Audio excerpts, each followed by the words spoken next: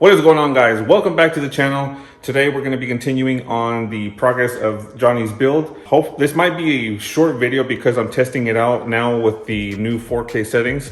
So hopefully the video quality comes out a lot better in this video. So let's start off with the first comments of my recent video, which I've been up for a day and a couple of hours, almost 2 days. So first we're going to start with Miguel Reno 775. Sick from Reno, Nevada, man. Keep it up. Thank you, sir. Showing love all the way from Nevada. Manuel Cortez Luna. Damn, se me antojó un apple juice. Yeah, bro. Apple juice is the way to go. Red Devil. Now that's a Ram intake. It's so cool to see you build up a truck that looks exactly like my truck, except for mine being a single cab. Victory Red for the win. Appreciate the love, brother, and thank you for the comment. New J Fab, Apple Juice Opener, LOL. Thanks for the shout outs, homie, and the swag. Definitely got my new merch from New J Fab. Sent me a little swag pack. Rocking it today. We're rocking the black New J hat. Let's see. Here we go. Where is it? What's the difference between 411 and 410 gears, or what gears do you recommend for a daily? Saludos desde el Vayuco 956. And it looks like, let's see, Fernie LS1, I want to know 2. SICK 1, it all depends on power adders and what RPMs you want to sit at when highway cruising. But 410 would be the best bet. 373 for daily. At Roy Reese, I got 373 but in my 15 SLT. I like them, but unless you get a tune, the truck will feel a little sluggish. Now, I'm not too familiar with gears, but I did look it up. The only difference between the 411s and the 410s is very, very little. It's like 1% or something like that difference. So say if you're running it in an all-wheel drive vehicle, you can run 410s in the front and 411s in the back, and it's not going to make much of a difference. The only difference is one has more gear teeth than the other, and vice versa, on the ring gear and on the pinion, if I'm saying that correctly. The output shaft for the yoke. So really, from what I looked up, it's really not much difference. It's just personal preference. However, for highway use, you are going to be running at a higher RPM. So if you run highway all day, that's going to be annoying. It's going to use up a lot more fuel. So that's just something to look at. But aside from that, I mean, like I said, I can't say too much because I'm not really that mechanically inclined to know like installing different gears in the differential and etc. So that's the best I can give you, but hopefully it helps. Hopefully you find some more information that you're looking for. El Panda K.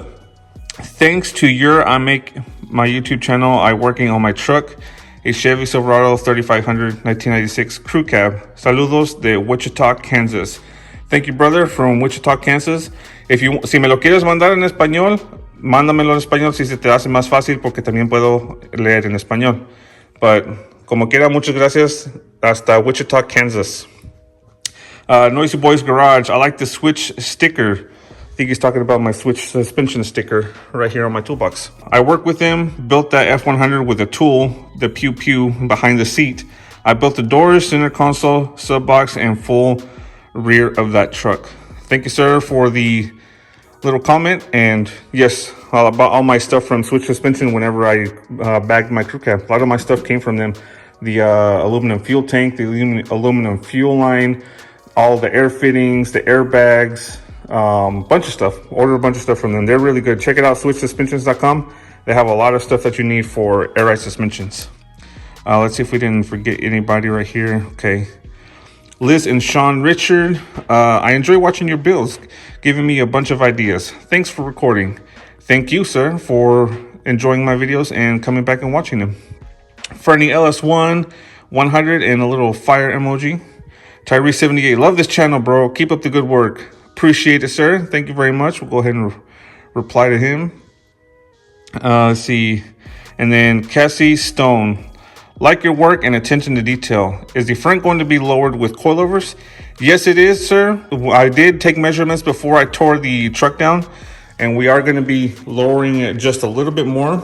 So luckily, since they are adjustable coilovers, if he doesn't like it where it's sitting, we can either adjust lower or higher depending on where he likes it. So that's going to be it for the comments, guys. Thank you so much for commenting. Make sure you leave a comment in this video, and I will make sure to shout you out in the next upcoming video. So without further ado, I want to go ahead and get started working on the truck because it is pretty chilly out today. I think it is like 30 degrees today. So in the garage, it's not that bad, but I need to try to get warmed up. So in the last video, we finished doing this fuse box relocation part. So that's all nice and sturdy. That's not going to go nowhere. Now from here, we're going to move on to mounting the driver's side fender back on, and I need to mark the holes for the computer bracket that's going to hold the computer. So that is going to be next. So we're going to go ahead and set you guys up on the tripod and go ahead and start mocking up the new bracket. So let's go ahead and get started.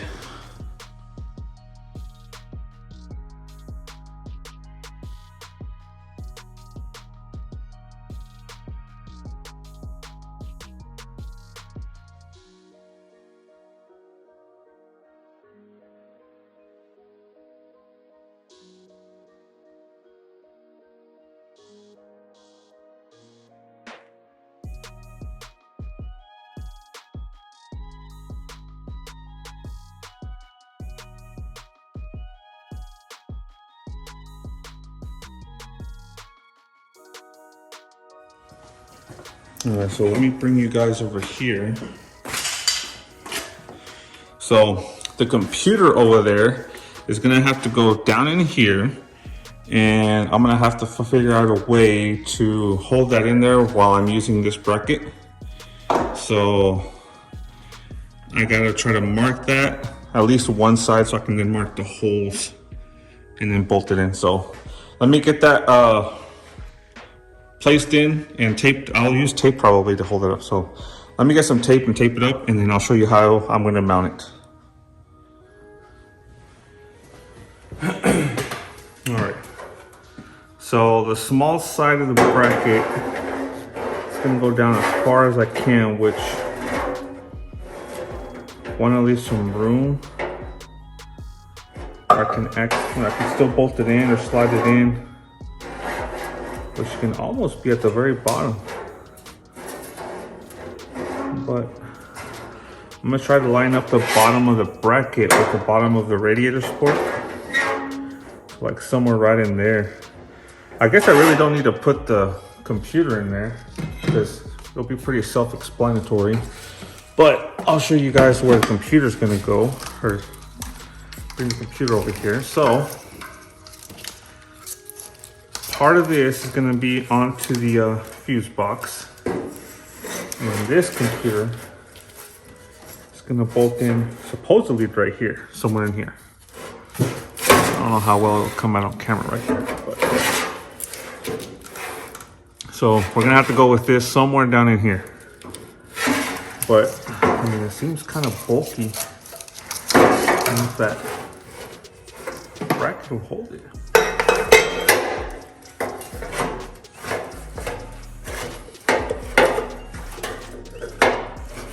And it's going to be a pretty tight fit. Thing is, I kind of want to. Okay, here we go.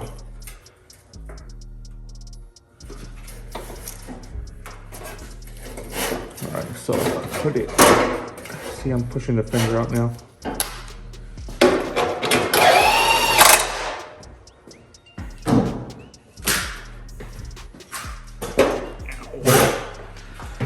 All right.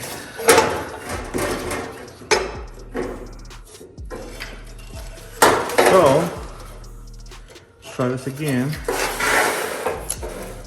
I need to move the horn a little bit out of the way. Push that forward. Doesn't want to. So that horn might be in the way. Somewhere right in here. That's where we gotta have it. So, looks like what I'm gonna do. So, the edge of this bracket, I'm gonna have it like right there next to the horn because it's hitting that right there.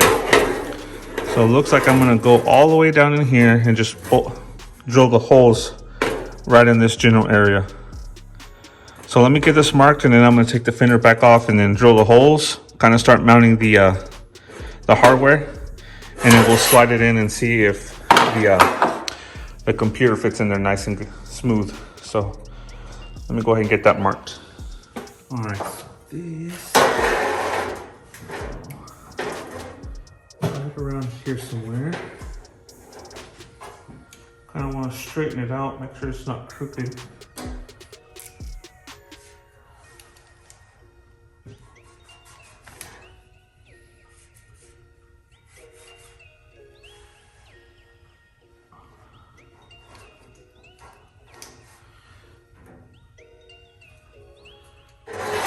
Okay,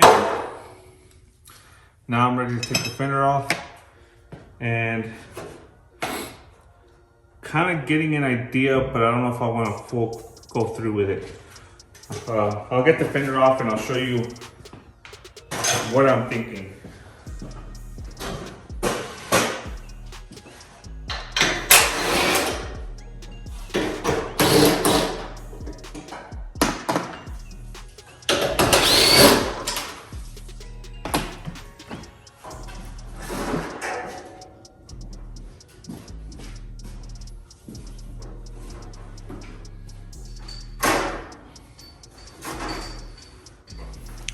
All right, so my idea was, see how I got the bracket marked right there? So this is gonna go right in here, right there. Sorry, back camera angle. It's gonna go right in here, and obviously what the instructions say is you need to drill through those two spots and then use a hardware to bolt it in. However, my only concern, what I'm not gonna like, is that the fact that it's gonna be drilled like right in this general area, whenever we have the bumper on, you will be able to see that bolt right there, and that's just not gonna look clean. So, what I'm thinking of doing, well, at first, now that I'm thinking about it now, I was thinking of just taking this and welding it on the bottom, like just not even bolt it, weld that in. And then on the top, drill the hole and bolt it in. But now I just came up with a better idea. What I'm gonna do is we're gonna grab this hardware kit. Let me try to open this up and I'll show you what I'm trying to go for. So we're gonna take the hardware kit, and it should only be 2 bolts, which is gonna be this, that are similar. All right, so now that we have our 2 bolts here, now, as I mentioned, I was planning to weld one side to the bottom and then bolt the other one. So drill the hole through the other one. Since this higher up, you won't be able to see it. But I still kind of want to do that.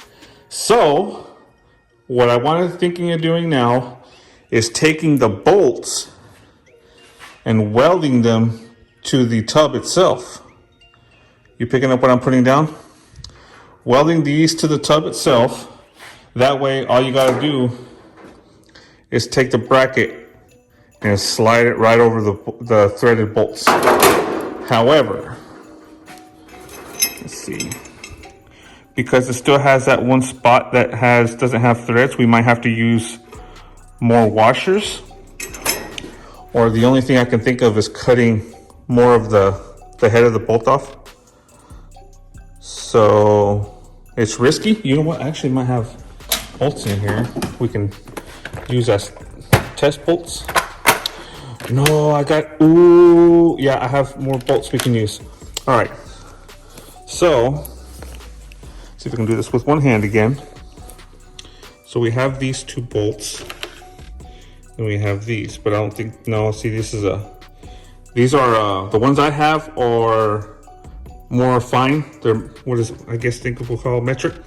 Yeah, metric. These are metric. I think these are like standard because these are more coarse. You can see the thread difference. So I could still use this, but I would have to use my own nuts and bolts, which I actually have here. So I think this is what we might do instead. I'm gonna take, those might be too long, maybe 2 of these. I'm gonna use these as test bolts. So we'll go ahead and save hairs, put them to the side. And we're gonna use 2 test bolts, and then we'll use 2 washers. And I have lock washers in here. No, I have lock washers over here. So now we go to put this on here. See how much thread we got? So I'm gonna try this out first. And look, if this doesn't work, luckily it was just some of my bolts.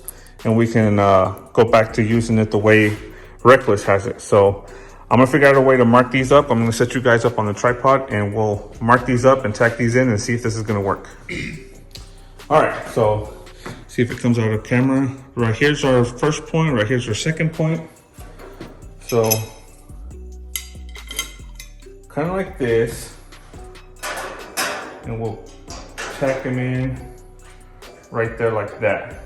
Hopefully it works, because since they are at 2 different angles, I don't know if we'll be able to slide it in the hole.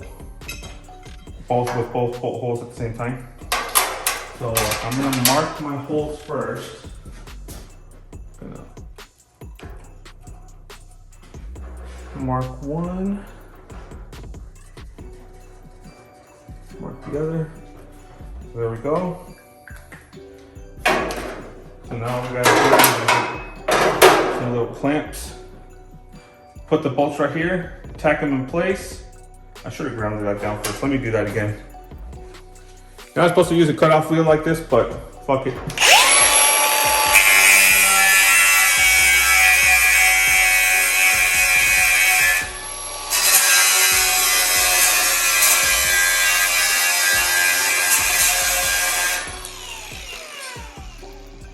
Remember, kids, never use a cutoff wheel as a grinder.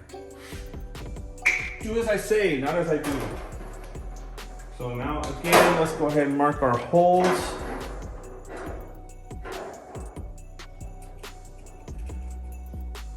There's one. There's the other one. Kind of rough little holes. And now I'm gonna get a clamp and we'll start tacking these in. I'm using tape on the end of the thread, so when I clamp down onto the bolt with the vice grip, it doesn't chew up the threads. So there we go. Now we're ready to tack that in.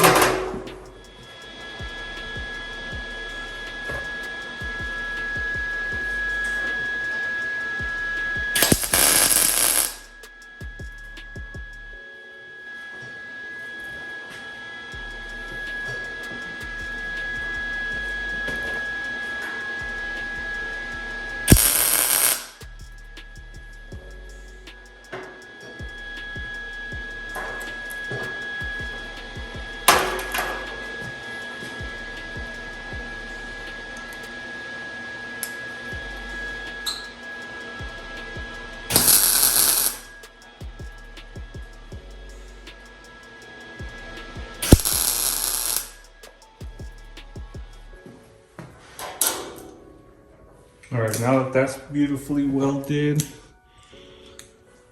now let's see if the bracket works. Let's pray. And start pray. So, it's like barely anything. So what I'll have to do is I'll have to enlarge one of the holes.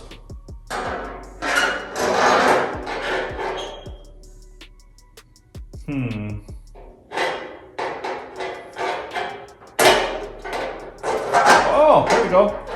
Never mind, it does fit. All right, so I just had to pull on the bracket a little bit to kind of make it slide over. So there we go. I should have ground down the head of the bolt because now this bracket is sitting a little bit farther out.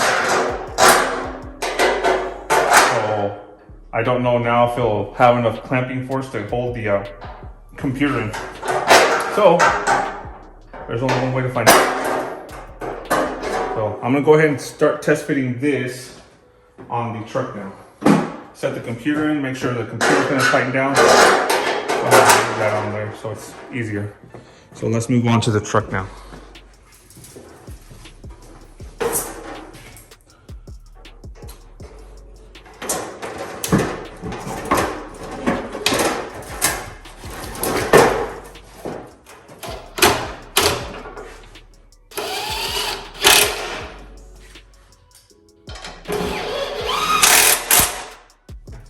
That's in. There's our bracket. I'm gonna go get my washers and nuts. I'm not gonna use the lock washers right now since we're not really permanently putting it in. We're just test fitting, make sure this idea of mine's gonna work. All right, so now go ahead and try to slide this computer in there. Go just like this. Housekeeping. All right, so as we were working on this lovely thing, I still didn't even get a chance to put it in because Johnny stopped by. And here we have more parts. We have a aluminum radiator with electric fans since we got to get rid of the fan clutch, and all the harness to wire everything up. Plus, it said it needed a wiring also for the what's it called, for the AC. So we're gonna have to wire all this in eventually, but he just came to drop off everything, so we got more stuff we gotta put in, but this gives us something else to do if in case we run out of stuff and we're waiting for anything. But it is now pretty late and getting really cold in here, so I'm gonna call it a night and I will pick this back up tomorrow morning.